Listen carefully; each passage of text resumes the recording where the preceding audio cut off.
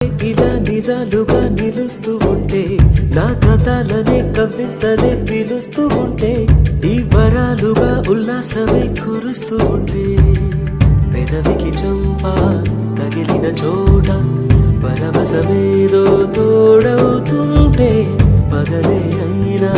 గగనంలోన తారలు చేరెనుగా నిజంగా నేనేనా ఇలా నీ జతలో ఉన్నా ఇదంతా ప్రేమేనా ఎన్నో వింతలు చూస్తున్నా